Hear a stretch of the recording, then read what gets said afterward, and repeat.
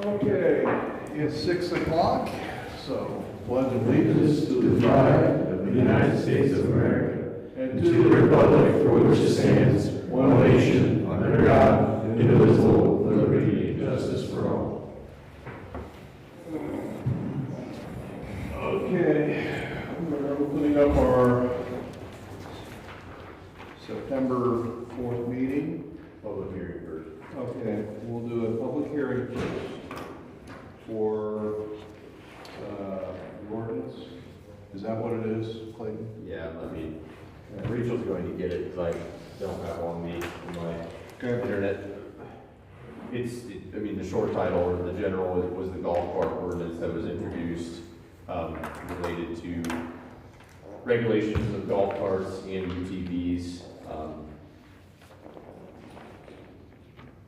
Again, it was short title, an ordinance amending ordinance numbers 2009-2 and 2019-3 related to the authorization of the use of golf carts on streets and alleys in the town of Monroe, Indiana, under specified conditions.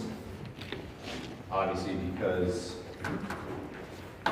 that ordinance has enforcement provisions for violation, and sorry, it is 2025-5. Because of the fact that it has enforcement provisions for violations, a public hearing is required prior to your adoption. So this is the time for any of the public to have questions, concerns, comments for them to be made. Sure.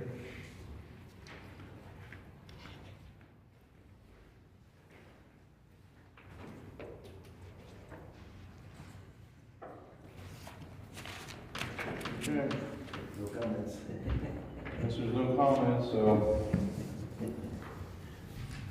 we could, You can just move to I'll close take a it. motion and we'll move to accept the new ordinance. What ordinance number is this going to be? Well, you'll move to close the meeting for now, Okay. and then you'll have to accept it in your regular meeting. So Okay. just motion to close. I'll make a motion to close. Second. All in favor? Aye. 3-0. Okay. All right, let's see here. You guys read your minutes already. I'll accept the motion for that. I'll make a motion to accept second last month's minutes. Okay. All in favor? Aye. 3-0. You want to go ahead and, well, we'll just go on the attorney side of it. Yeah, I'll do it there. Let's go with new business. I guess Baker Tilly. Wait, hold on. Do we need to get you out? No, it's not pertinent, so Okay. you're good.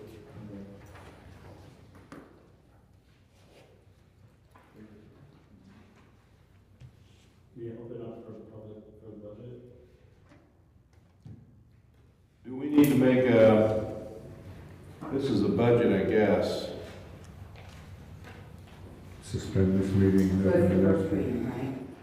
Yeah, the public hearing for the 26 budget is supposed to be tonight. Suspend So this that's meeting. why I'm here, but you can, I don't go think over it as part It's of been it. advertised. It was advertised? Yes. Oh, okay. Yeah. Then yes, so suspend again. We'll suspend this meeting, we'll open up our budget meeting, Missed that one. and now we'll go ahead and, Yeah. now you're on docket. Yeah, so part of the public hearing, I'm gonna go over the 26 proposed budget.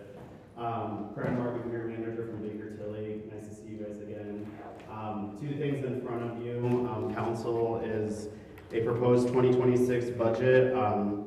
The bigger binder here is, so every year for your budget, you need the town needs to submit forms in Gateway to the Department of Government Finance. What that is several forms that Rachel and I worked on together for the town to get you guys submitted for your budget for next year. What that entails is proposing called Form 1, which is a budget of the town funds of what the town would like to spend for next year.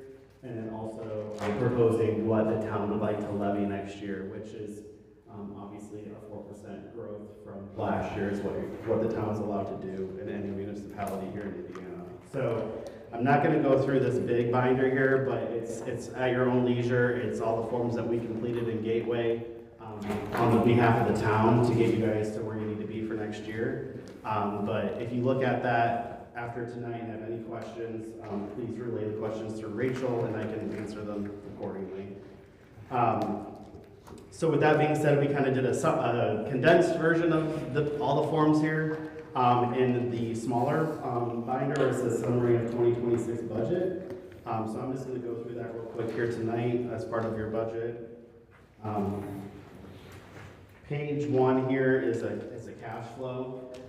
So what this cash flow shows is on page 1 and 2, there's two pages of cash flows for your funds for the town of Monroe. Each fund shows operating receipts, operating disbursements, increase in fund balance, and then an ending fund balance at the end of 2026. So what we do here is we take what we expect in revenues next year, what the town will receive for each of these funds that you see in front of you, and we compare that to what the town would like to spend or budget for next year, and we kind of compare the receipts against the disbursements of your budget to get you kind of where you are ending up at the end of the year next year. So I'm going to walk through the general fund. I'm not going to go through every fund, but it's kind of the same situation happening for each of these funds. But the general fund here, that's your biggest operating fund for the town, and a lot of things are happening in that fund, a lot of revenue coming in, property tax, as well as operating disbursements, salaries and wages are paid out of there, supplies, services and charges, how the town operates. So this fund is an important fund, a very busy fund, so I'm just going to go through it here kind of line by line. So first year we have property tax of $150,000 next year. That is a property tax, obviously the town gets through residents. That is going to be growing 4% from this year to next year. Property tax funds are allowed to grow by 4% only. That's a state requirement and a max cap that the state can do. Circuit breaker credits and then the SEA revenue loss. So those are losses against the property tax that the town kind of eats up, unfortunately. Circuit breakers are if someone's at an assessed value of 3% of the $100,000 home, they can only pay the $3,000 property tax. So anything that is over that, the town would have to eat up the credit, the difference there. So for the general fund, only $2,200 in property tax credits is not a lot at all. That's actually really good. I've seen where towns actually go under from eating so much circuit breaker credits. So $2,200, that's really good for the general fund there. The new one here, though, in yellow is, and I don't know how much the town is aware of this, but down in the State House, they're kind of doing a property tax reform situation that we all probably heard of. That is the SEA 1, Senate Bill 1 revenue loss. That's a whole nother conversation to have to get into those numbers, but for the purpose of this report, it's kind of like an additional circuit breaker, what the town could expect to lose based on this property tax reform. We got a report in the spring from Legislative Authority down in Indianapolis that kind of did an analysis of saying, okay, here are all of our towns. This is what the impact is going to be for each town. And so that's kind of what the number we're using for now is that number. Is it correct? We're not sure, but this is all we know for now. So, each property tax fund that the town has is going to have this additional impact on there. But for the town of Monroe, as you can see, $8,300, yeah, that is, a lot more than you're going to lose next year, but it's not too significant. So I think this is more of like a worst case scenario with this House bill going through, but there's going to be more updates to follow, and I'm sure amendments to happen through that. Continuing down the line here with your revenues, the town gets a local income tax. That number is a certified number, so that is the amount that the town will get next year, is the $76,745. Other taxes and intergovernmental for almost $21,000. That's your CVIT tax, local cigarette tax, auto excise fit tax, little taxes that town gets there, and then licensing permits, that I think they're like building permits for that number there. And then other receipts is interest on investments. I think the town has some investments that they get a good chunk of interest on every year, so that's good there. So total operating receipts, we're projecting 280,000. And then comparing to your operating disbursements, so we have personal services, supplies, services and charges, and capital outlays. Personal services are items, wages, insurance, health insurance, FICA, Medicare, things of that nature. That's all in that line right there. Supplies is operating supplies, computer software, things that the town needs to operate within their offices here. And then services and charges, I'm gonna talk about that one for a second, but that one has a lot in there. It's kind of a hydrant rental, professional fees, legal fees, there's a stormwater fee, there's a couple budget line items in there for like building maintenance, things of that nature in that line that the town is budgeting for next year. So operating disbursements total is 422,306 is what the town would like to budget for next year to spend. So when you compare the revenues against the disbursements, you can see a decrease of 141,000 roughly. And when you compare it to the beginning balance that we're projecting on January 1st, 2026, you know, the town could receive worst case scenarios. What I say these cash flows are is an ending general fund balance of 16,665. Now, there's a couple things to note here. The important piece is the last line, the operating balance percentage line. You see that 3.95%. We like to see that around 15% or higher. So what that means is an operating balance of 15% means if the town has enough to cover expenses for at least 2 or 3 months of operating. That is the DLGF recommendation is 15%. Here at Baker Tilly, we recommend 50%. Just that's a 6-month cap, and that's because every 6 months you get your property tax settlement. So 6 months you get a settlement, you can pay expenses, and another 6 months can cover those as well. So one thing to note here with the general fund specifically, obviously you're under that 15%. Should we be concerned? Maybe. Should we? But is it like anything that immediate need here? Not really. The reason is because this is just a budget. Is the town going to spend 100% of their budget next year? We don't have a crystal ball, we don't know. So food for thought here on the general fund is just to be mindful of the town's spending of next year and to really pinpoint, are we charging things correctly for revenues? You know, there is a stormwater fee in here. Should we start implementing a stormwater fee for the town, or is the town going to just pay that on behalf of the residents? Things like that could help this. Are some of our professional services or other services accurate with budgeting? And I had these conversations with Rachel and Justin as well. And like I said, I'm not too concerned, but it is just something to put on the radar with this general fund here. It's just being, realistic budgeting. We want to see a balanced budget where revenues match expenses. And it's okay to have a couple off years where you do have a lot of expenses, and then the next 2 years or 3 years you don't have those same expenses. You might do a big project, and then you build the fund back up, and then you spend it down again. That is normal too. So that's the general fund. Going down the line here, there's motor vehicle highway, so that's streets, local road and street, park, trash, rainy day, and then on the other side, the next page you have public safety lit, human capital improvement, which is cigarette tax, human capital development, and human capital economic development. As you can see here, kind of what I explained for the general fund, that operating balance, a lot of these funds are surpassed that 15%, even that 50% threshold. So there's nothing to go into detail on the rest of the funds here through this report, but it's just kind of a food for thought to show how these funds might potentially operate next year. The other fund that I do want to talk about is the park fund, because that is the one that is also under 15%. However, I know that the town just acquired a park, possibly? No, Or, not yet. or thinking about it maybe? Or no? Possibly coming. Possibly, potentially, I don't know.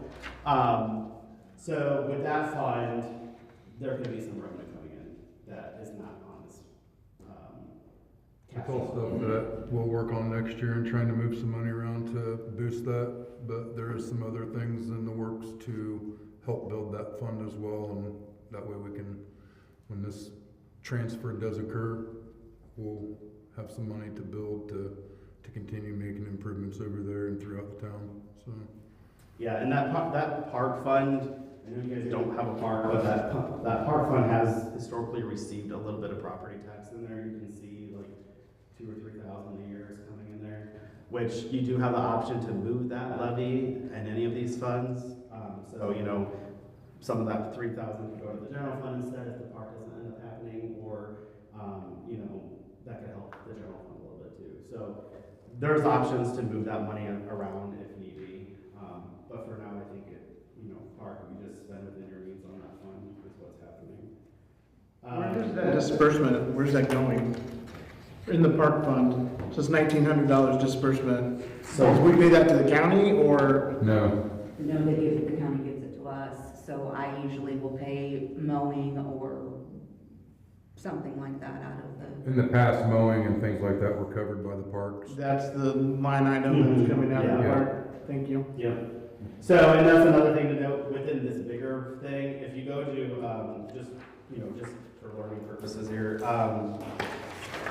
if you go halfway through here, there's a fly sheet called Budget Form 1. A couple pages in, it's like a big fly sheet. I can give you guys a copy of Form 1 up there, your paperwork.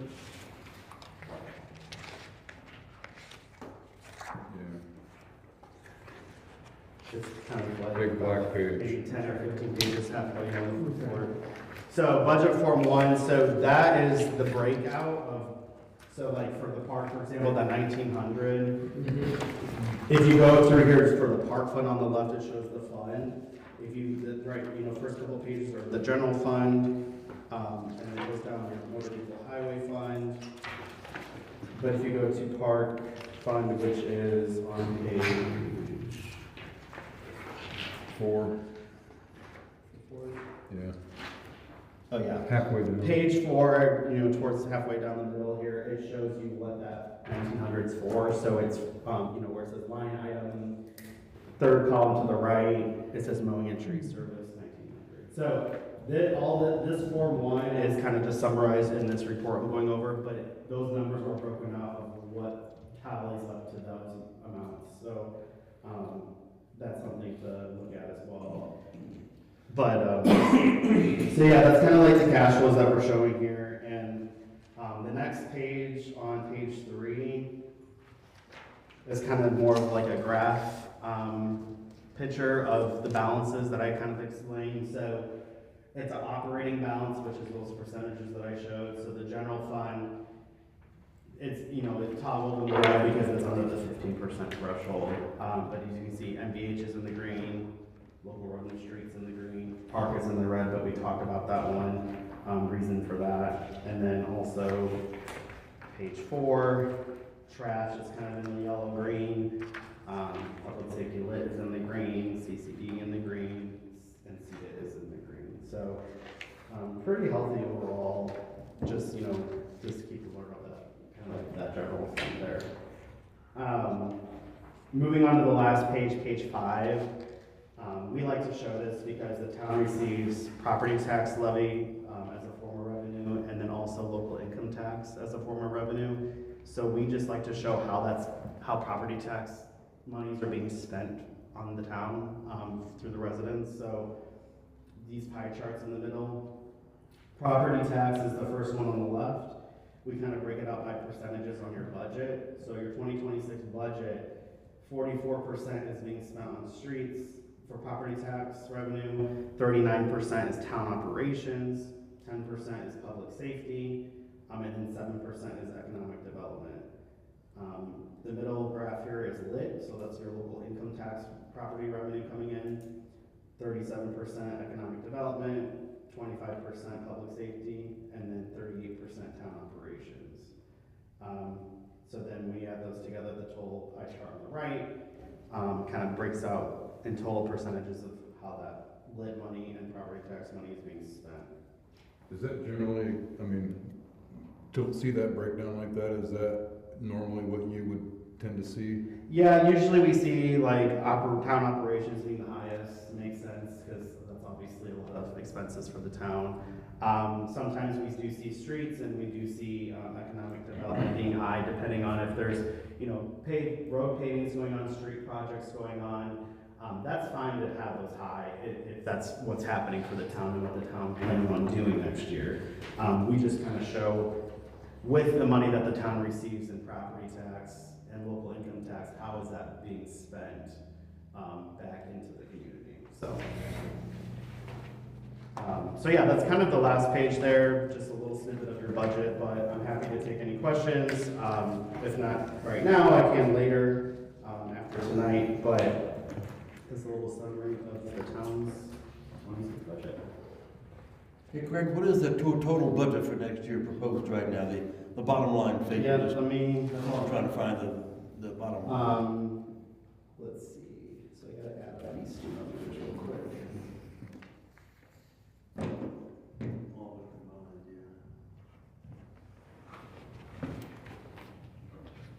$942,516. $942,516? Yep. Okay. All right. Almost $1 million. Good. Okay. Questions? In comparison, you don't happen to have the 2025 No, but I to can, compare real quick? I don't have it with me, but I mean, it's readily available to show what the town budgeted last year versus this Okay. year. I did give this similar thing last year. I don't know which one. You Yeah. have one handy in your office. Do you have yours still? It should be at home. I didn't know if there was. I think that the budget last year was pretty comparable to what we're seeing this year. We haven't really changed anything as far as dollar amounts go for what we were spending money on. We may have taken one or two down to increase some in another area, but And I think when I came earlier this year to do like the council report and showed like a budget to actual. I think the generally you were spending like between 80, 85, 90% of your budget. So I think that's pretty good. To budget what you're spending. But obviously, like I said, this is a budget, but we don't know, we don't have a crystal ball. We don't know if that's all gonna happen next year at the town. we learn a little bit new every year. We talk about it with them too, so it's been interesting each year. Yeah. So. Want me to get it now? You can also, I don't know if you guys are familiar with like the Gateway website online, but if you go to gateway.com, gateway.gov, Indiana, you can pull up the county, and this is available. The 25 is on there too. So, yep. But next year too, I can provide that in here, like a comparison. Comparison chart. I think that would be helpful. Yeah. Anything else? I don't know. You guys? Thank you. Okay, so we'll Suspend this and re-enter the regular meeting. During the regular meeting, you want to accept the budget. Well, they have adoption meeting. Yeah, sorry. Never mind. This is just being introduced. Yeah. So, just what he said. You got that? Okay, well, we'll carry on with our regular meeting departments. Let's see here. We'll do something different. We'll go to the town marshals. Are we not normally first? No, not normally. That's the only copy I have, so you can pass amongst each other. Well, I talked about it. So, Derek and I have a lot on our plate trying to get this stuff tackled. This is going to be for Flex and Mobile. I'm not going to go through all the details, but that's how we do our report writing. Calls for service, records management system, and countywide database. Every agency has this except Monroe. We've been in communication with Taylor Morris. He's a Motorola rep for this, getting us all set up. He got us a quote, and it shows $15,600. I actually got a call from Deputy Chief Beer with the Sheriff's Department saying that it's actually going to be closer to $11,000. So, just be prepared for that. But that's something that we need to get going, so.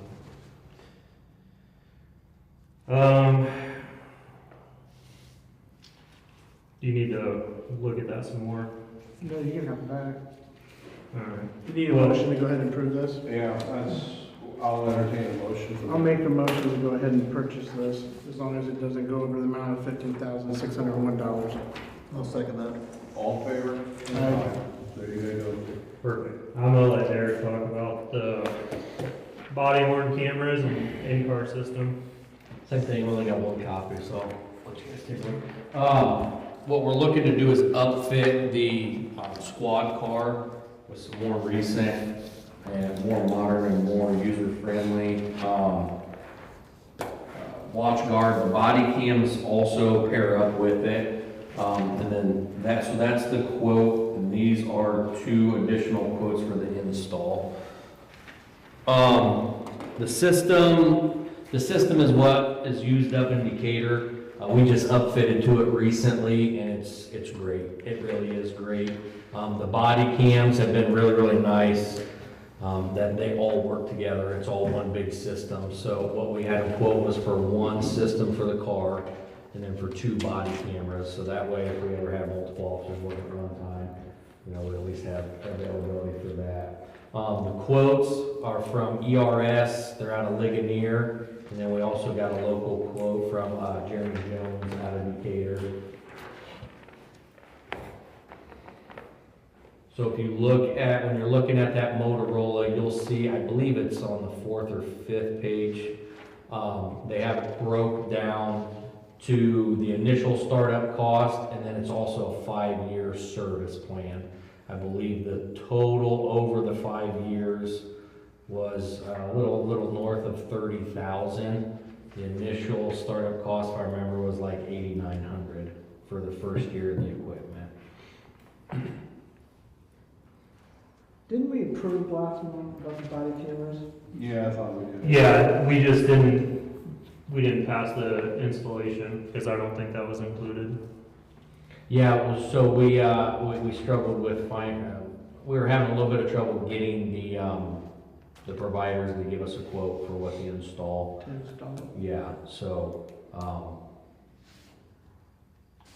We did get a quote from them eventually. Yeah. I believe it was $1,081. $1,081, and then I believe the local one was $650. The difference between the two, not only monetarily, the more expensive one is only install, the cheaper one is removal of the old equipment and install. So, in our opinion, that's the better choice. And also a perk of that is he's the one that does all our installs for the Decatur There's an cars. issue, he's just right now. So you guys, you've got experience with them? Yes. Okay, that works. Yep. Well, I'll entertain a motion for this one also. Yeah, we really just need it for the installation now, since you had already approved it.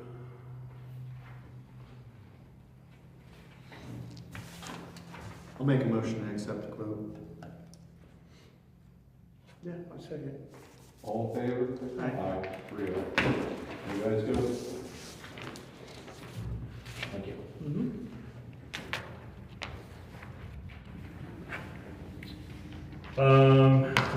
We've already talked about the Department firearms trade-in.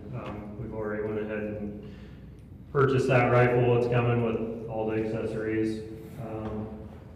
Still need to go over user agreements and licenses, for like the IT stuff with Mike Brown.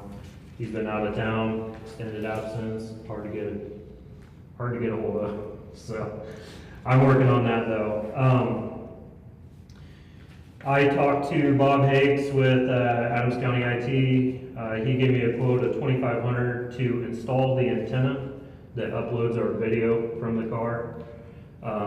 That's for hardware and licensing. I need to cross-reference and check this to see if that was already included. So I believe that is already the equipment and everything for the, sorry, I have it wrong. For the Motorola quote includes that. So we're not 100% sure, I guess, on We'll get clarification. for get that. clarification on if that is included in this. I believe it is. But we'll have to revisit that. I just wanted to give you an idea instead of having to run to the sheriff's department and relying on that, so. Real quick on office clearing, I mostly had a question for Clayton in this regarding the records retention requirements. I did find something that Decatur uses. I don't know if you've been able to look into that. I did, I just need to find it. But Derek and I have been working on basically cleaning up the office and getting rid of a lot of the clutter, so. Actually, no, this is exactly what I was gonna. Is it? I don't think I had, so, yeah. Okay. That's, because I remember I brought it up to the sheriff too. I mean, this is the best guide for Okay, how perfect, to retain stuff. perfect, then I'll use that. Do you wanna look at this or no?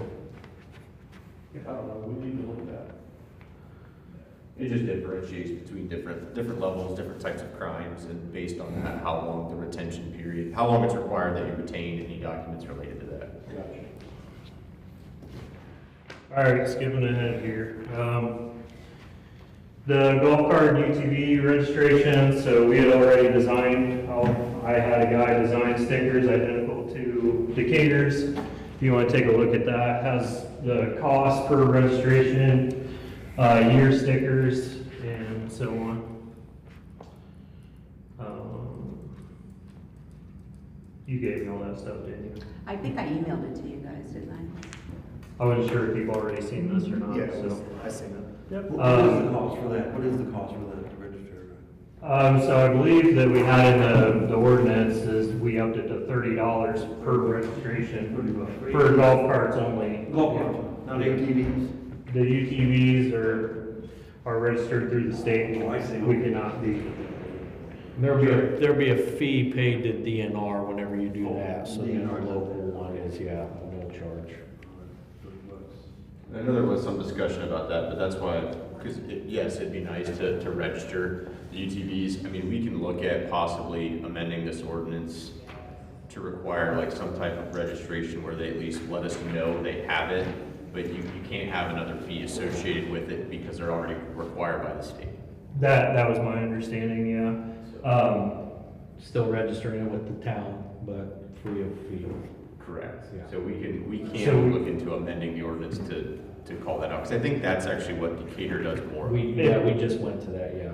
It is, and that's what we were looking at today about Decatur's waiver, basically for liability within the town operating on the public roadways, so.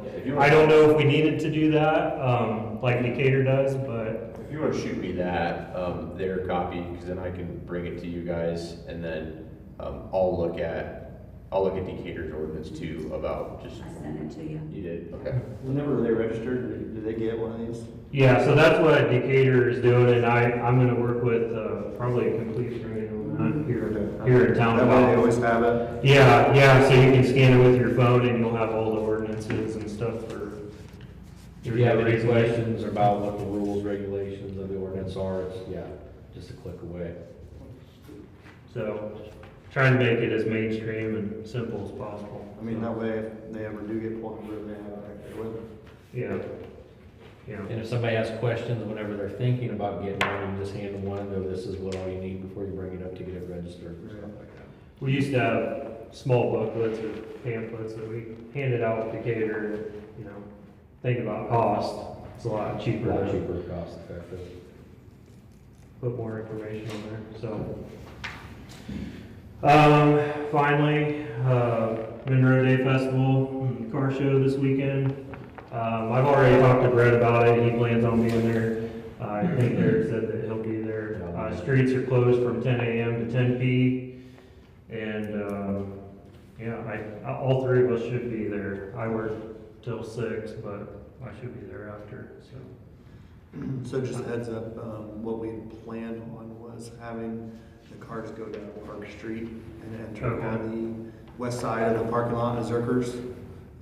Last year, we had issues with people leaving, and there were people walking back and forth on Polk Street, and there was some people that were, Not so happy? yeah, because cars were getting on it and stuff like that, so, All right.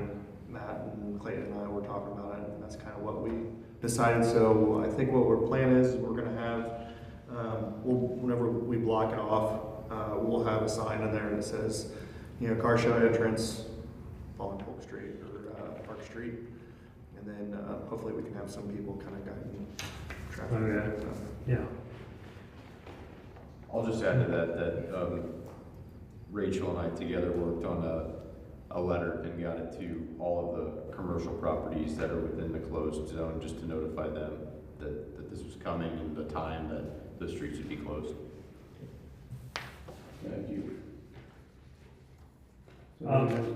Yeah, pretty much. I just wanted a real quick clarification on where exactly that's gonna close. Is that gonna close before the downtown? I believe it said, South Center Street. Polk Street at the highway, Andrew Street. If it was gonna close here before the downtown area? It closes here. Okay. I think, right? The alleys. Yeah, South Center Street, which is an alley, but it's still Right. an industry. Kind of like it's a parking lot. It bends, doesn't it? It comes back. All the alleyways and entrances onto any street in that area will be blocked. Well, I can look at the letter too. Here, give me your paper and I'll mark it. I was thinking it was here, but I didn't know if it went to the downtown area. It goes, where we at here, Washington, so Yeah, this this alley, then at this one. They asked, I was requested. To go this back. alley right here. Okay, so it was right, yeah. Yeah.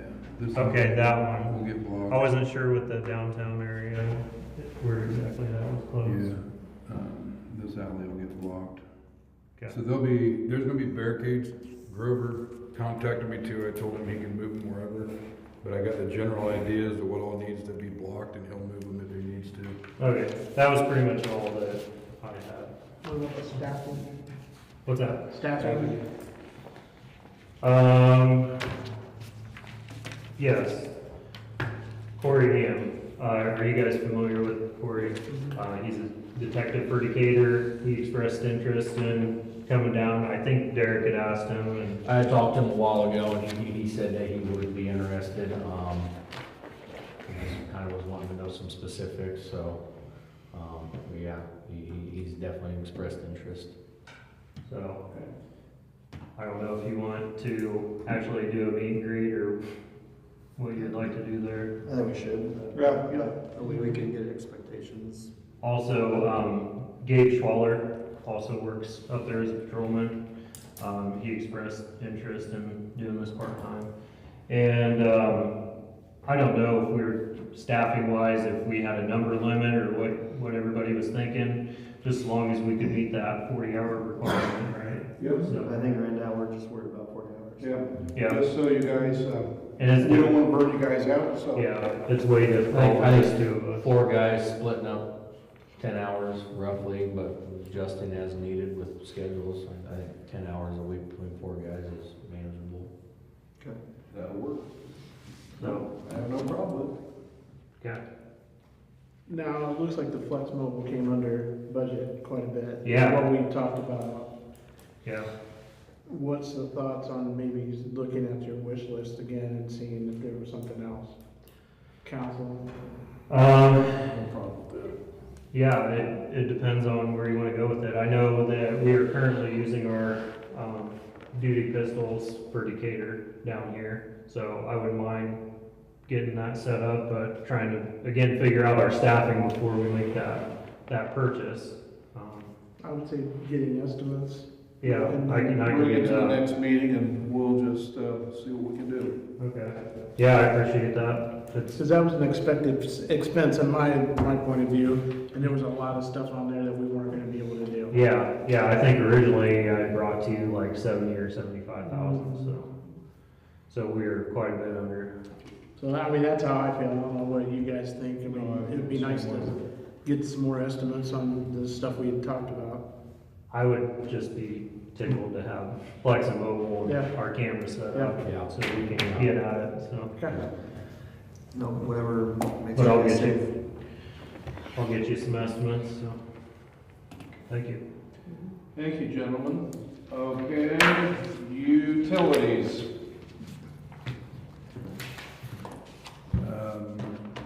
So the hydro excavation went really well. We did that for 7 days, 6 days, something like that. We verified over 60 services to houses. Some of them both sides, some of them just one side. Mostly what we needed to verify was our side. But there were some in there that needed both sides verification. I will run it again, maybe even this fall yet. We'll just have to see how things go with the rest of this month and go from there. We did not need to pay any extra insurance on that. The rider that we had to have was at no cost, so that worked out pretty good. Moving on to street, Keller Street improvements, Keller and Andrews. For next year, we're looking at Keller and Andrews Street, a widening that includes sidewalk, curb and gutter, and better drainage. The engineer's estimate came in at $383,339. It is a little conservative, so that is high, but our portion at that number sits just around 67,500, 67,800, or $60,667.80 if we use the whole estimate. Generally, that doesn't happen, but we never know what we're going to run into. So, with your permission, we will apply for that, and those close in November, I believe. They kind of open November, close November, or they open October, close November. They've switched it around this year. They've only gone to one round. So this year it falls late. Usually it's in July. This year it's late. And then next year it will be in July again. So they'll get back to the normal schedule, but they did want to get a round out this year, since they typically would have done 2 rounds anyhow. Well, I'll entertain a motion for that, boys. And which streets was it for? It's going to be all Keller Street from the highway to East Andrews, and then about halfway east of Studebaker Street is where the sidewalk and widening will start. That also includes storm drainage. There will be, updated storm drainage and added storm drainage. It's currently non-existent for the most part, so. Okay. Yeah, no, I'll make a motion to accept that. I'll second. Everything from the halfway point on Andrews Street between Keller and Studebaker, everything from that point east to Van Buren will just get resurfaced. All in favor? Aye. Aye. 3-0. Okay. Next, I've been in talks, we was talking about the park board earlier, and I've had some text message conversations and some in-person conversations with the township trustee for the Monroe Township. I plan on reaching out to at least one other township, maybe 2 or 3, get surrounding townships, maybe we can get them involved with the park improvements and things that we're talking about, kind of off the books at this point, but there's a lot of interest in improving the park and adding some trails. What I've kind of talked with Jerry Walker about, he's the township trustee for Monroe Township, an interlocal agreement that would encompass financial assistance only. The financial assistance would only go towards equipment, sidewalks, trails, ADA compliance, etc. It would in no way be used for mowing, tree trimming, weeds, etc.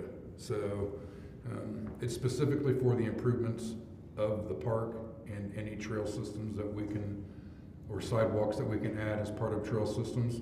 So it kind of gets that ball rolling. I think it's really good. With our park fund, I would like to be able next year when we do budget to increase the levy to that to at least get the 5,000. I'd like to match anything coming in. He thought it was a great idea, so that's kind of where we're gonna set.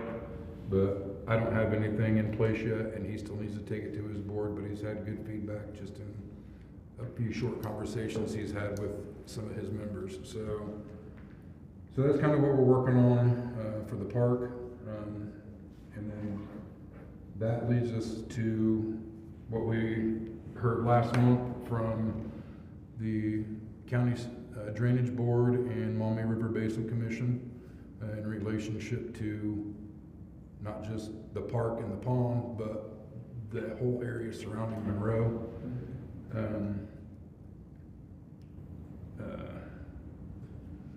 The Christopher Burke Engineering put together a proposal. I got it late today. I did go through it a little bit. Clayton has had a chance to briefly review it. It discusses the multiple areas that we discussed and prices the meach out accordingly. So the total amount of the whole proposal was $169,000. What we are looking at doing and what the Drainage Board has already approved is to do phase 1 and phase 2A, which encompasses the watershed delineations in the surrounding area, as well as the detention pond alternatives. Those costs have come in at $54,500. With the assistance of the Maumee River Basin Commission, they would assist in funding that at 75%. The Drainage Board has already approved to do 50% of the 25% match, which would leave us to cover the other 50% at a total of $6,812.50. I have the money budgeted already. There's still money left over in our stormwater budget for this year. We can apply towards that and still have money left over if things arise that we need to address. So I guess if you don't, if there are any questions. You said how much? 6,000? $812.50. And this starts phase 1? Phase 1 and phase 2A. And that's basically them taking surveys of the drainage. So phase 1, let me scroll up here so I can tell you, focuses on the development of the watershed delineations for the town and the surrounding areas that impact stormwater drainage within the town. Data gathering, watershed delineations, mapping. Watershed delineation is the final task for that. I will forward this report to you guys. I didn't have my computer at home and I pulled this up on my phone. So phase 2A is to evaluate, it's the focus on the existing wet and dry detention ponds within the town. So the pond and then everything that overflows to the south and fills up on rain events. That is the same. It evaluates existing detention ponds, pond alternatives, schematic layout, alternatives meeting, which I'm looking on here a little bit, to discuss up to 3 detention pond alternatives that meet the expected performance standards, both with the surveyor, myself, and the River Basin Commission. And then the last part of that is schematic design report. Phase 2B is actually let me get back to it. Environmental, if needed. like phase 1 doesn't have environmental, phase 2, phase 3, and phase 4 all have an environmental side if needed. It's all separated out, so, I think that this is a great So, thing. do you have a list of all the costs on all the phases? Yeah, it's all included in this. Okay. So, yeah, and right now we're only looking at 2. I did some rough math, sitting here, and at 169,000, if everybody was on board to do that whole thing, and I don't know if everybody is on board, if we had to pay half of a 50% or a 25% match, we'd be looking at like, I think $40,000. 20 to 40 to play it safe. So this is just a small piece of a very, very large puzzle. But it is a start. We don't have stormwater. We got stormwater, but we don't have stormwater. We have a lot of flooding, and it's because there's nowhere to take some of the stormwater. So, How much do we have in our storm fund? well, we budget, like right now, we budgeted 40,000 this year, and I've still got like half of that or better, or a little less, somewhere in that vicinity. So as far as taking money. So we can cover that, I mean, It shouldn't be a problem. right. Next year, I think did we keep the stormwater at the same, Yeah, I think so. it's, I think we kept stormwater the same, Yeah, 40 or 20 and. 30 or 40, something like that. That's right, you changed it. You lowered it. So if we was to do this year, and if this opportunity, happens again, we would be good to maybe advance a little bit further. Like I said, I don't know where the county's at, I don't know where the River Basin Commission's at, but, we are capable of helping do this if we have help to do it. So, Where are we at with the agreement with the county to take over the park? we haven't really moved on it because we were waiting on ADA transition things, and, I mean, it's kind of it's happening, but it's in a stalemate right now. I don't know, what did you find out with the transfer of the land and the ADA compliancy?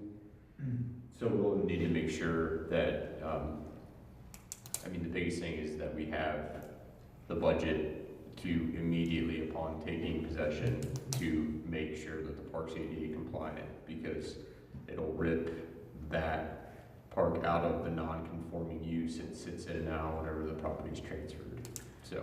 Is what I'll do is I will get with Jeremy Gilbert and get a couple things figured out as to the proper requirements, because the sand is the issue. So I'll find out how much the borders are. You gotta have access to it, in and out of it. I'll get that figured out, and I'll bring back some numbers as to what it may cost us, or maybe we can do it 50-50 before we take it over. I don't know. That's a conversation to have with the county and the parks to see if we can do something like that. Because I think the ADA is the biggest issue. Is that right? Yeah, yes, because there's nothing that's stopping us from getting it into the town of Monroe's name, and even if the River Basin study shows anything that we need to do, it'll be in our name at that point, so.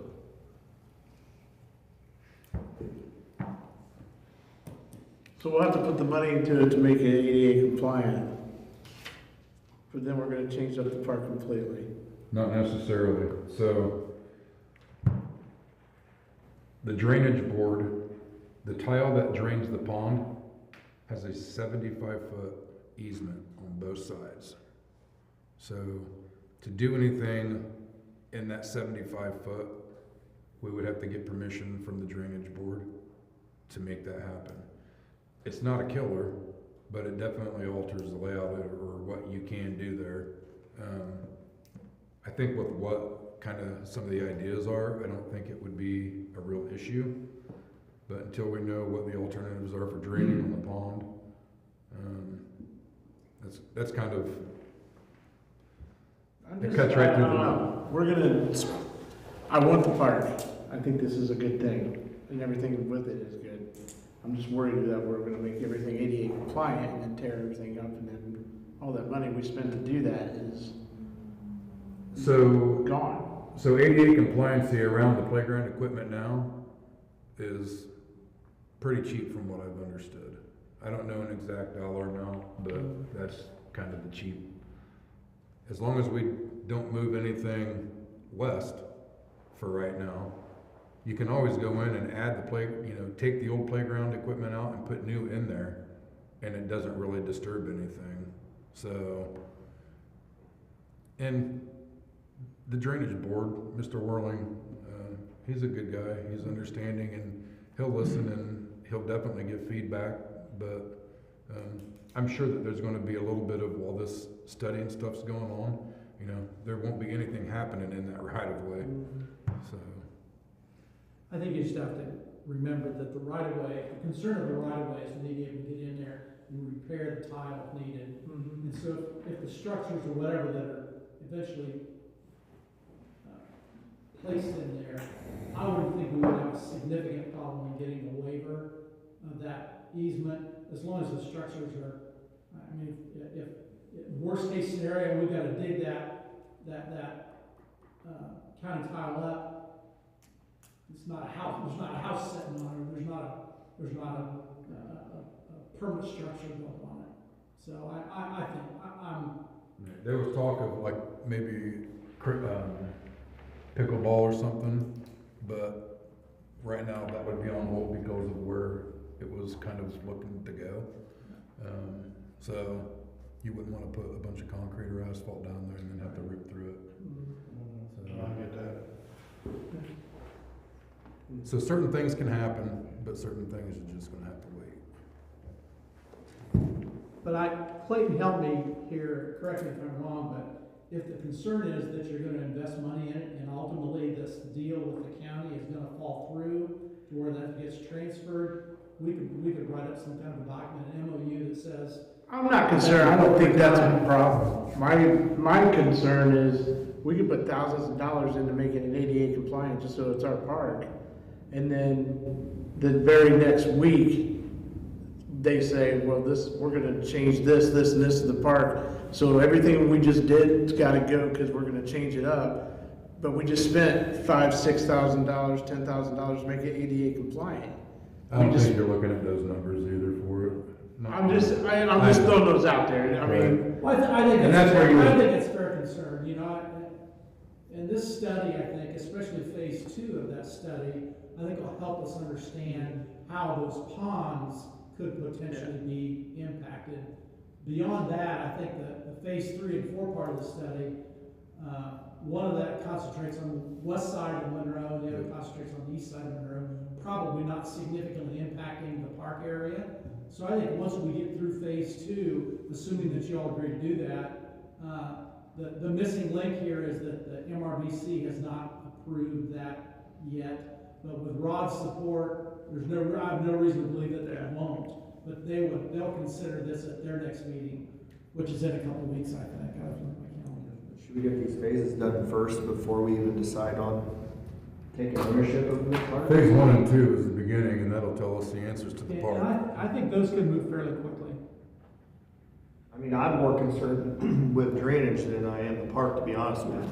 I like that idea, but I don't, like he's saying, I don't want to take ownership of this park and then realize that, this group not needs to gonna be get mine. together that they can't do anything with it. Yeah. So you're telling me we'll probably know more about something the next meeting is what you're saying? I mean, Okay. yeah, because. By the next meeting, we'll know whether MRBC has approved the funds. And obviously, if you approve, Drainage Board has already approved. If the MRBC approves, then we've got funding to move forward with phase 1 and phase 2A of the project. And it's just a matter of waiting for Crystal Brook to get it done for us. because my understanding is once we took ownership, we could apply for grants. So A there's lot that. easier. And I talked with Mr. Bailey a little bit, and we can probably work something out to where maybe it's an interlocal agreement that allows us to start doing some changes before we actually own it. And those changes can be little things that don't require grant money or huge improvements, but just maybe some cleaning up. And there's already a new sign. I just gotta pick it up. it's indicator. So, Everybody at the county level is shaking their head, yes, we want to do this. So park board, commissioners, everybody wants to get this done. We just want to make sure the timing's right for everybody. yeah, I'll bring back money on the ADA stuff so that you have an idea there. And then, I'll get with Jeremy, and then I can get the sign from him and see about getting the sign updated. There's small things we can do that doesn't hurt nothing. They were gonna do the sign anyhow. So, and then, like he was saying, after the River Basin Commission has a chance to meet, we'll have our end approved. They've got their end already approved. Hopefully this can get finalized and started up. And That MRBC meeting is on the 18th of this month. So it'll be just week and a half. 2 weeks from tonight.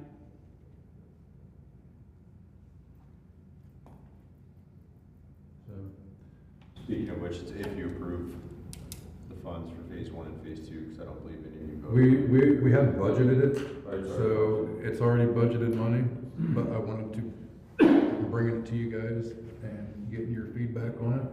If you don't want me to move forward, please say so. Yeah, go forward with it.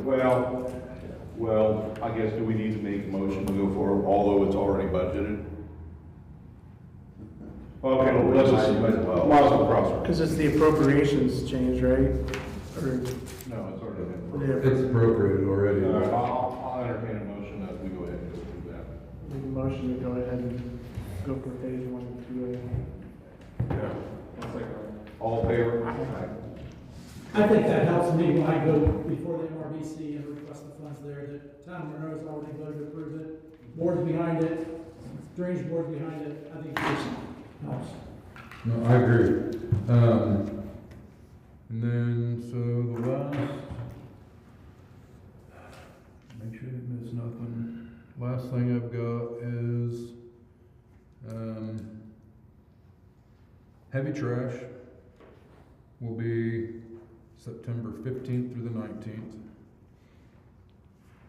And hydrant flushing will be September 29th through October 3rd. And about, once we get a week away, things will be in the paper and there'll be a couple signs. The post office, the gas station, and out here in the board. I'll put it on the Facebook page. I don't think I've got anything else. Thank you. Thank you, Justin. Okay, Chris, what do you got for us? So we brought on 2 new members to the fire department, so increasing our staff a little bit, which is good, especially right now this time. But in years past, when they read the budget, there was a line for fire department, and there was roughly $21,000 in there. And I think in the past that you had already approved to spend that money. Is that where you're at now? Is that you talked about spending that money and closing that account out and being done with it? Is that? No, it's my understanding that if you need it, it's there. Okay. We just need to approach council with that for purchases. For spending. So, no, it's there. Is there money being fed back into that to No. build No, it? So once the money's gone, you're just gonna close that line out and be done? that's my understanding, right, Craig? That's how that. Fire fund? Yeah. Yeah. Cause this is like 3 years ago, you brought that up. And Yeah, I'm not sure what you were doing with it. So it's just best you wanna get that closed out. Yeah, so that fund, at one point, there was money coming into that fund. I think the town levied fire.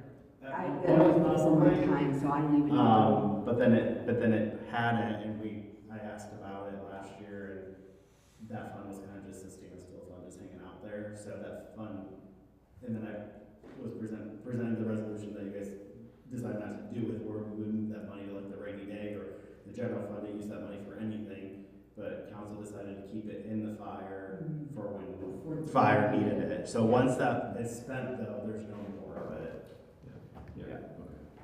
We are gonna need some things for the new guys, some gear and that kind of stuff, so, probably expect some receipts coming, and maybe next month I'll present receipts to get them approved and get them paid for.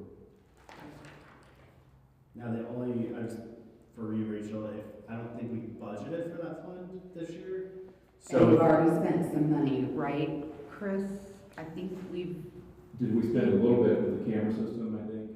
Or that Something. money came from your? so you'll just need to do additional appropriation, Okay. which is Wasn't, fine. wasn't some of that used for rescue?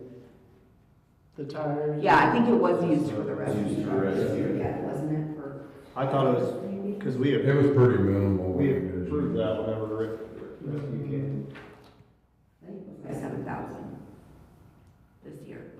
It needed repairs and they needed tires, and that's what Tires. came out of the low. Yeah, I couldn't remember what we pulled from that, but, And I think it was 3 last year that we used out of that. okay.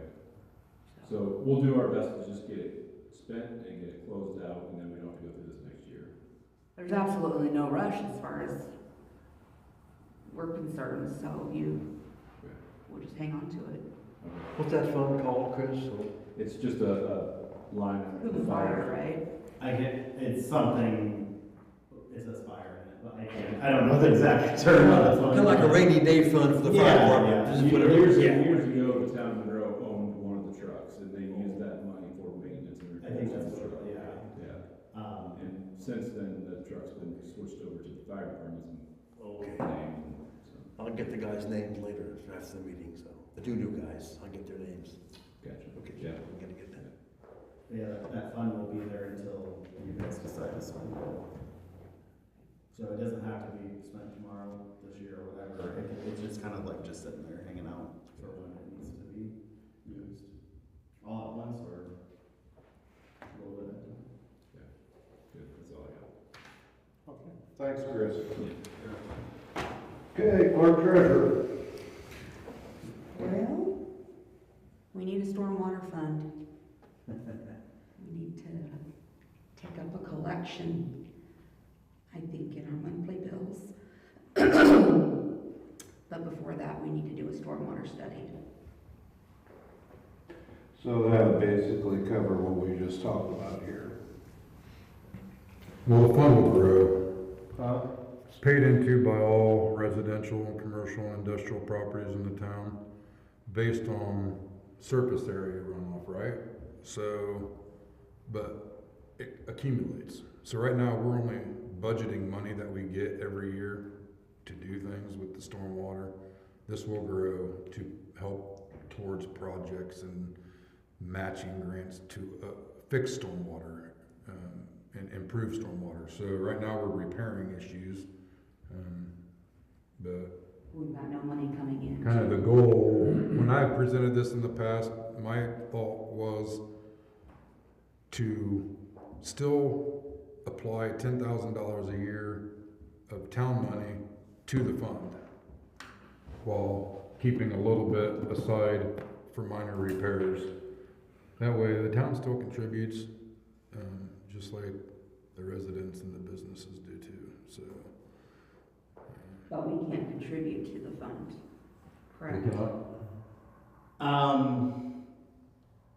You can, but given kind of this, like how the general fund's doing and things, I would advise, like, typically when the town, it's kind of like like what you're doing for trash, it's like you would pay, the fee would cover the expense.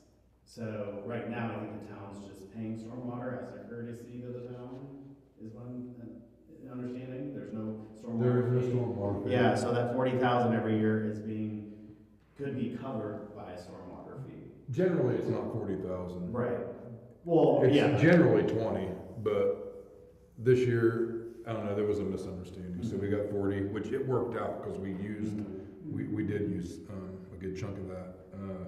And next year, we're gonna try and use a little bit more of it as well. But going forward, if we only budget 20,000, then the other 20 stays in the general. Right. While maybe at the end of the year, if we haven't spent through the 20, we apply the remaining balance to the fund if that's allowed. Yeah, so kind of like how the general fund looks with the budget there, with that stormwater fee already being in there, like if the town could get the 40,000 in revenue from a stormwater fee to cover that expense, then the general fund would be 40,000 higher. Ending balance, because that fee is being covered through a source of revenue. Whereas right now, there's no source of revenue covering that expense. expense. So it would be operating like how your trash service works now, where there's a trash fee to cover the trash. That's the expense that the town pays for, so. I don't know if that's the question, answer your question correctly or what we're asking, but that's how it usually operates. Well, it's my. If you do a stormwater fee. And The only way to save money is by throwing it into rainy day, correct? I mean, we can't just take Right. money that's budgeted and put it into something. Right. But if it's for To use your. if it's for a specific purpose, specific maintenance measure, you would probably need to implement a fee. My recommendation would be, advice would be, just because you have that revenue allotted specifically for that expense. Whereas right now it could be property tax money being used for stormwater, which I don't know, I don't know the thoughts on that, but the way that obviously we saw that the general fund is spending more than what they bring in right now. So finding a new source of revenue to kind of help that, the stormwater fee would help that. So you need a motion to make for the study, correct? I do. Well, will that phase 1 and phase 2 be part of that? Or we're gonna have to do another study? No, the study is for the fee. Mm-hmm. The study is for the stormwater fee, not for the, what It's was just it? how much people will Okay. be Gotcha. paying. They measure the surface area of properties and things, and then that's how they assess Let's see the fee. what it's gonna cost per resident. Per place. Is that Baker Tilly as well? They do that, but I was gonna call around, maybe get 2 other. Yeah, I actually have, or I don't have it with me, but we have an agreement that we can send, to show you what the scope of service of what that study would look like. Ballpark number is, I think it'd be between like 7,500 and 10,000 to do a study. So just a number to throw out for what it would be. Jeff and probably will reach out to you Okay. or me. Okay. I'll make a motion to go ahead and look into a stormwater fund study. I'll second that motion. All in favor? Aye. Aye, 3-0. Thank you. What else you got for us? That's all I've got. Okay, now attorney. Clayton. Alrighty, so we just had the public hearing on it, but bringing back up for adoption would be ordinance number 2025-5, which is short titled an ordinance amending ordinance numbers 2009-2 and 2019-3 related to the authorization of the use of golf carts on streets and alleys of the town of Monroe, Indiana, under specified conditions. Now that all the prerequisites have been met, it was previously introduced, public hearing was held. If you all are ready, you can move to adopt it, and then it will be enforceable 10 days after we advertise that it was adopted. I'll entertain a motion. I'll make a motion to adopt ordinance 2025-5. I'll second. All in favor? Aye. 3-0. Okay? Sorry, I feel long-winded today. I would say let's do, so there's been previous discussion about a parks board related to when we do take over the park specifically. Obviously, that doesn't have to be their only function. But with that, obviously with all those discussions, it makes sense to get the paperwork kind of in line. So I'm presenting what would be resolution number 2025-2, which is a short title, a resolution establishing a parks board for the town of Monroe, Indiana.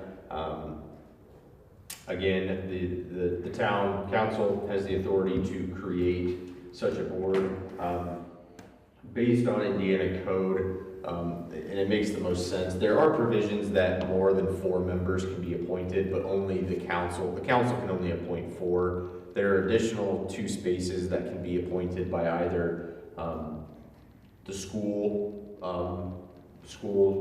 governing body, and also something related to the district's library can also appoint a member. For now, I think it's at least safe to get this up and running just for you all to appoint the 4. So that's what the resolution and also the ordinance I'll present hereafter states. Those members will have staggered terms, so one will have a term of 1 year, 2 members will initially serve a term of 2 years, and the fourth will serve a term of 3 years, and thereafter, obviously reappointments or new appointments, or when each of those terms comes up, will be for 3 years. They will be meeting at a minimum, I at least suggested in the resolution and the ordinance, quarterly. Obviously have the ability to be more if they so choose. Compensation, it would be a volunteer or serving without compensation, however, may be reimbursed for reasonable expenses as approved by you all. Obviously too, it's worth noting, as I'm sure, Steve's very much aware, being involved in the county, the Parks Board is simply an advisory board. So this board, the utility of this board is to come together, put their heads together, think tank, etc., and provide you with advice. They cannot make any unilateral decisions on its own. So with that, I would just, well, because you're all here and you, on the same night it's introduced, you can also adopt it with a unanimous vote. So if you would like to, you can move for adoption. Well, I'll entertain a motion for adoption. We don't have to pick those members tonight, do we? I have that ready to go over after the introduction and adoption of the ordinance and the resolution if you want. If you guys would rather table that for another time, we can. I have the appointment forms and everything. I mean, I haven't even had a chance to look at them yet, so. I say we probably table that for the next meeting. Yeah, again, We'll go ahead and adopt the board. you're basically creating the board, and then later you can just appoint the members. That's Yeah, fine. That's what we'll do. So I'll entertain a motion for Resolution. resolution for the Parks Board creation. Make a motion. I'll second that. All in favor? 3. And then in conjunction with that, I'll present to you ordinance number 2025-6, correct? Which is almost identical to the resolution, but it makes sense because one, the resolution, obviously, a resolution is meant for the inner workings of the town itself. It doesn't necessarily have an effect for the public. It's more of a procedure and regulation for the town to operate under. But obviously, a Parks Board does have some effect on the residents, so it makes sense to have a similar or identical ordinance. Again, this, unlike the golf cart ordinance, does not have any type of enforcement provisions. And with you all being here, if you so move, you could introduce and adopt ordinance number 2025-6, which is just short titled an ordinance establishing and authorizing the Monroe Parks Board. I'll make a motion to accept 2025-6. Second. All in favor? Aye. And then based on that discussion we just had, we'll just table the appointments. And the only thing that we will have to do, just because it makes sense, is, again, you can appoint 4 members. Also, just know, I guess when you guys are thinking of it, again, it's 1 for 1 year, 2 for 2 years, 1 for 3 years. Generally, Indiana Code 3610-341 states that, it's 3610-3.3 states that you can't appoint more than 2 members of the same political affiliation. I feel like here in town, it's not gonna be that big of and it's the Parks Board, that's generally for any advisory board, so whenever we do revisit this, I will just bring up, it's Indiana Code 3610-341, and you guys by majority vote can just waive that so that it's a non-issue. Okay. Gotta follow the rules, Mike. Yes. Okay, and then the last one, and I'll kind of go through this just as briefly as possible. I know I don't want to get too much more long-winded.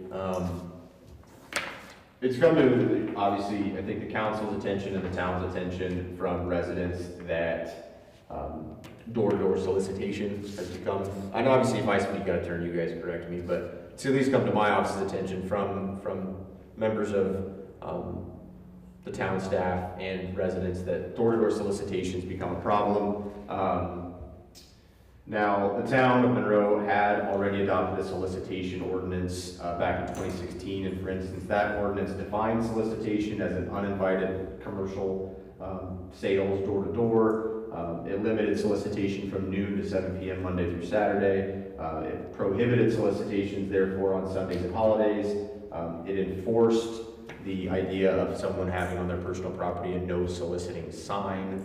And it provided penalties up to, $100 per violation, which could amount to $1,000 per day if a solicitor kept violating. However, then after my review and kind of some conversation, there were some gaps in the 2016 ordinance such that one main item is that a lot of municipal ordinances require a permit or check-in requirement of solicitors with the municipality's office, which I believe makes a lot of sense. The 2016 ordinance did not have any mechanism to deny or revoke solicitation privileges for fraud or prior violations of the ordinance. And then also, it did, but it didn't necessarily distinguish between commercial solicitations, which very much can constitutionally be regulated, and non-commercial canvassing, which would be religious or political canvassing, which is obviously constitutionally a protected act. There's been multiple U.S. Supreme Courts. I think I quoted for you guys in my email, one of them. Based on the foregoing, I recommended the ordinance titled, which will be 2025-7, an ordinance amending the 2016 door-to-door solicitation ordinance of the town of Monroe, Indiana. I've presented it all to you. The summary of that is, one, it does require permits for commissioner or commercial solicitors. It establishes the application requirements and the grounds for denial of those applications. It specifically exempts political, religious, and charitable canvassing. It maintains the time and day limits and the no soliciting sign restrictions, and it strengthens the enforcement tools and penalties. And one thing to add, and I don't disagree that Mike had mentioned previously, is there is nothing, especially if we think this is a stronger and more enforceable ordinance there's nothing that would be preventing us from putting on the bottom of the signs as you enter town, pursuant to ordinance 2025-7, no solicitation without registration. That was pretty catchy, but that's completely up to you guys on what obviously the wording of that is, but you'd be perfectly capable of doing that if you felt the need. And I think that helps even with the enforcement of, if either of our town marshals or any of them stop somebody and they say, well, I haven't seen a sign on this person's property, then it's like, well, you should have seen the sign when you were driving into town. Yeah, that's what yeah. So this is the first reading of that particular. Correct, sorry, this is because it definitely does have enforcement provisions, which obviously I'm assuming that the residents won't object to, but still members of the public may. You can just accept the introduction, and then I will work with Rachel to get the public hearing scheduled for the beginning of next month's meeting, and then it can be adopted thereafter. Will you send me the language for that sign again that you just said, the little jingle? No solicitation without registration. Yeah, would you please send me that? Yes. Pursuant to, because that's got to be on it, right? It definitely is, yeah. So, I'll entertain a motion. Yeah, I'll make a motion to accept the introduction. Can we add to that? Can you add to it? Can we add to it? we only got so much room under a sign. Well, there's the check-in, right? They have to check in without representation. So they gotta check in, but can it be added that they have to do it within a notice of 24 hours? And that includes the notice from the town Facebook page or social media that people will be going around before they're allowed to go around. Well, so I think that the ordinance itself, and I can read it for you, because in reality, so permit application shall include the applicant's name, address, contact information, business or organization name, description of goods and services offered, dates and times of solicitation proposed, copy of a government issued ID, and certification of any required state licenses. I think that pretty well So- your concerns. So the Because they're gonna do it before they can even actually. Well, I'd like to have it on like social media that these people are gonna be coming around. Cause I've seen Decatur do it every once in a while. So- And their picture, so that everybody knows, they can take that picture comparison and be like, all right, this dude, he's legit. Yeah. I'm just asking, I mean, what everybody else thinks about that, because, Well, I agree with that. I mean, that way, it has to be on social media for 24 hours that, hey, tomorrow, there's gonna be Well, people we going put around. that in the Yeah. ordinance itself, that they Yeah. can't come, they can't solicit until after they fulfill the obligation of the ordinance. What's the hours, allowable hours? 7 to 5, 8 to 6? I think it was in there. It's the same, I think it was like They said noon to noon to 7. Not on, I'll second. yeah, noon to 7. I wanted to find it, because I was, The posting of it on social media would help alleviate a lot of like unnecessary calls into dispatch and stuff too. yeah. Post the picture, people would, I mean, be able to compare. You can't get away with. Well, it's also, so-and-so. so the clerk treasurer is the one imbued with the ability to deny, or well, provide the registration or deny it, or revoke it. Because obviously you could provide someone with a registration or a registration, and then you find out that they were soliciting after 7 p.m. or before 12 p.m. You can revoke it, and they can deny it for, providing false information, having disqualifying convictions, which could be fraud, theft, etc. I put, but it's really fraud, theft, it's any crime of dishonesty, or has prior violations to this ordinance. So, and I don't think that there's anything preventing Rachel from, when someone comes and applies, from saying, okay, I'm accepting your application, but given that you just came from me today, you're not going to be doing it tomorrow. You will do it. I'll provide you with the registration for this day. Should there be a cost on that permit? For them to be able to do that? Is that? I don't know. I guess I haven't looked into the legality of that, but I don't know if that would be a problem. If you want me to look into that, we can table it. I can bring it back. Yeah, why don't we do that, because, it is gonna take some, labor. Sure. Yeah. What What are you thinking is the possible fee? I don't know, $25, something like that, does that sound fair? Yeah, that sounds fair. Yeah. 25. You just make it prohibitive, like 1,000. No, I'm just kidding. Well, I guess we could, I'm just kidding. That probably has legal issues, don't take that advice. If you deny everybody, there's no discrimination there, so just deny them Yeah, that's fine. I think that it's important, and obviously for the newspapers, if there are residents that are concerned about it, I mean, now I think it's very obvious we have a very active, two very active town marshals, and that might not necessarily require a call to them, but if someone is soliciting, maybe a call to Rachel, and then she can give me a call to ask, because there is, until we accept this ordinance, the ordinance I previously talked about, 2016-2, is in effect. So, and there are enforcement provisions related to that. So, Okay, well, we'll table this one until the next meeting then we'll, if you would check that out. yeah. Appreciate that. And then do you want me to put, because I'm doing that, David, do you want me to put more specific language that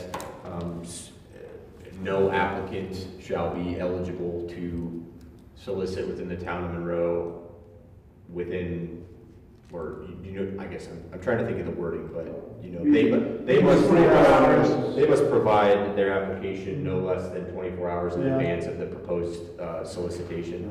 And I really think social media would be a good, Yeah. because Decatur, I know they put their thing out with the people going around with the picture, so people knew exactly, they could cross-check, okay, this guy was on the Facebook page, so.